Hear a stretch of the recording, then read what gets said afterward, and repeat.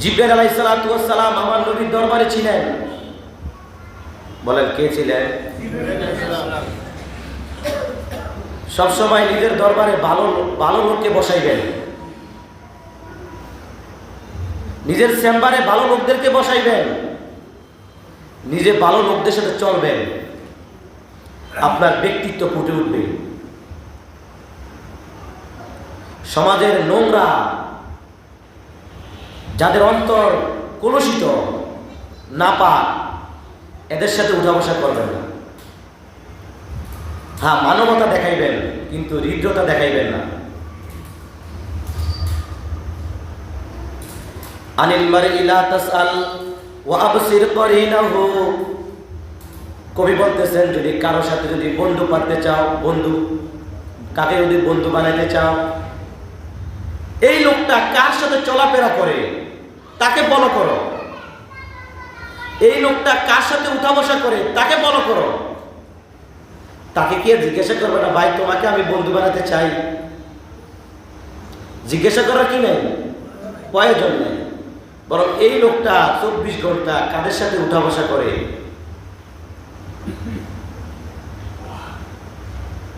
এগুলা ফলো করবে।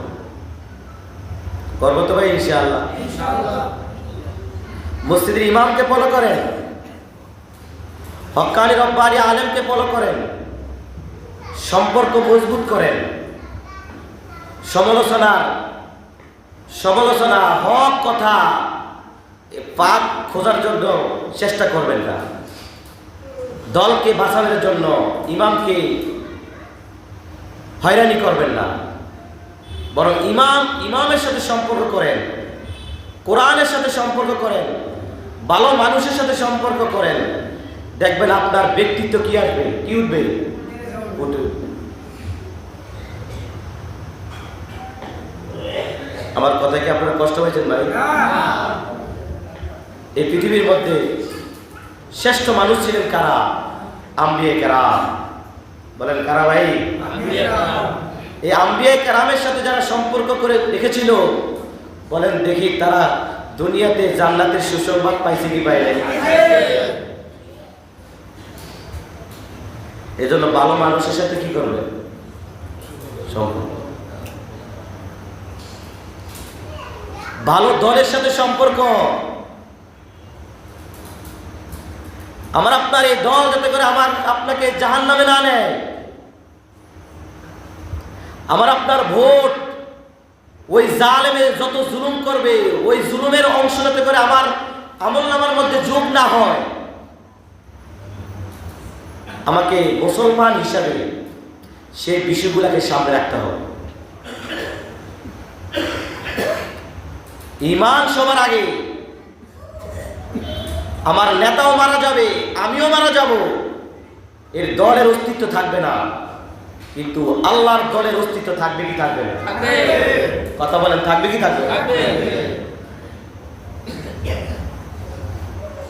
আপনারা যারা বৃদ্ধ হয়ে গেছেন, অনেকে ঘর বাড়ি বানাইছে পাটখড়ি দিয়া, বিভিন্নভাবে ঘরে থাকার জন্য একটা ব্যবস্থা করছেই করে নেন। এভাবে আস্তে আস্তে এখন টিন দিয়ে ঘর বানায়, এরপরে কি ইট দিয়ে বানাইতেছে। কেন? যাতে করে এই ঘরের অনেকদিন কি হয়, মোহতারাম হাজিরিন, যদি দুনিয়ার ক্ষেত্রে যদি আমরা এরকম পদ্ধতি অবলম্বন করি যে এক একটা ঘর চেঞ্জ করে, পরিবর্তন করে মজবুত ঘর বানাই, তাহলে আমার আপনার এই জিন্দেগি একদিন শেষ হবে কি হবে না? কথা বলে হবে কি হবে না? হবে।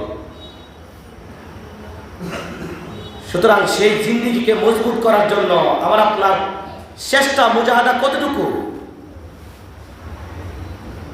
দুনিয়াতে আসলাম, খানা খাইলাম, ফুর্তি করলাম, এটার নাম জিন্দেগি নয়। বরং জিন্দেগি হচ্ছে এই অস্থায়ী জিন্দেগিকে ব্যবহার করে, এই ধ্বংসকৃত জিন্দেগিকে ব্যবহার করে এমন একটা জিন্দেগি অর্জন করা যেটা কখনো কি হবে না, শেষ হবে। তা আখিরাতকে আমরা মজবুত করবো তো ভাই ইনশাআল্লাহ। কাদের সাথে সম্পর্ক রাখবেন? আলেমদের সাথে, ভালো মানুষের সাথে।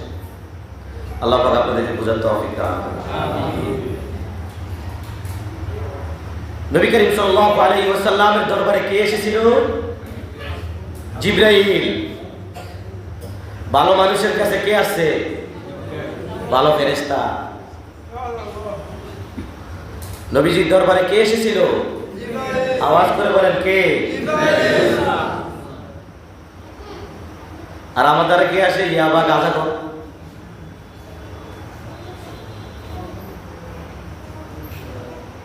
আমার দরবারে কে আসে?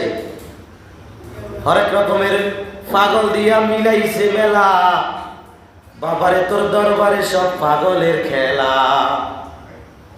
এরকম স্লোগান মারে কি মারে না? রাস্তা ঘাটে, দোকান পাটে, রাজনীতির মঞ্চে পাগলে আর পাগল, কথার ব্যালেন্স কি নাই। এদের জিন্দিগি নিয়ে আফসোস লাগে।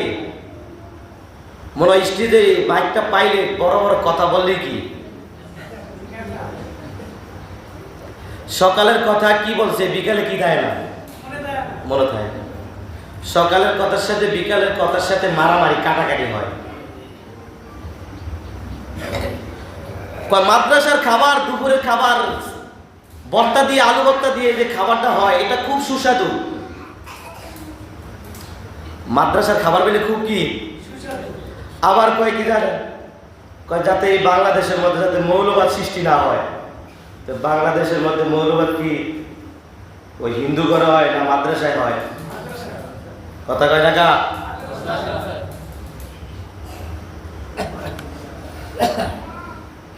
বাংলাদেশ যাতে মৌলবাদের দ্বারা কি অভয়ারণ্য না কি শব্দ একটা ব্যবহার করে, শুদ্ধ ভাষা। মোহতারাম হাজিরিন, আপনাদেরকে কি বলবো, ওয়াজ করব? আপনারা মসজিদ থেকে বের হয়ে ওই দলেরই কি করেন? স্লোগান মারেন। এই স্লোগান আপনাকে জাহান্নামে নিবে, ঠিক না বেঠিক? কেন? মান তাশাব্বাহা বিকওমিন ফাহুয়া মিনহুম। যে ব্যক্তি যেই জালেমের সাথে উঠা বসা করবে, যে জালেমকে সাপোর্ট করবে, কাল কিয়ামতের ময়দানে তার হাসর ওই জালেমের সাথে হবে। আমার কথা বুঝছেন? এদেশে মৌলবাদ তৈরি হয় কোথায়? ডিএম খালি মাদ্রাসায়। এদেশে মৌলবাদ তৈরি হয় হাটহাজারী মাদ্রাসায়। এদেশে মৌলবাদ তৈরি হয় ঢাকার বিভিন্ন কওমি মাদ্রাসায়, ঠিক না বেঠিক? এদেশ মৌলবাদের দেশ, এদেশ 12 আউলিয়ার দেশ। এদেশে মুসলমানদের ঘুম ভাঙে আযানের আওয়াজে, এদেশের তাহাজ্জুদের নামাজ হয়, এদেশে কোরআন তেলাওয়াত হয়। মাসুম বাচ্চারা রাত্রিবেলায় ঘুম থেকে উঠে কোরআন শরীফ পড়ে কি পড়ে না? এই মৌলবাদের কারণে, এই মৌলবীদের কারণে আজ তোরা রাজনৈতিক মঞ্চের মধ্যে দাঁড়িয়ে দাঁড়িয়ে বড় বড় কথা বলতে পারস, একমাত্র মৌলবাদের কারণে। আওয়াজ করে বলেন ঠিক না বেঠিক?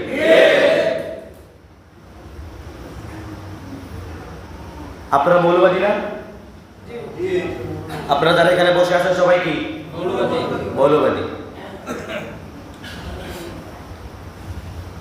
এদেশের মানুষ 5 ওয়াক্ত নামাজ না পড়লেও জুমার দিন কিন্তু টুপিটা সুন্দর করে আগে ভাগে ধুইয়া কাপড় চোপড় পরিষ্কার করিয়া মসজিদে আসে কি আসে না? নবীর যখন গালি দিবে ওই কুলাঙ্গারকে দমন করা ছাড়া এদেশের মানুষ ঘরে যায় না, ঠিক না বেঠিক?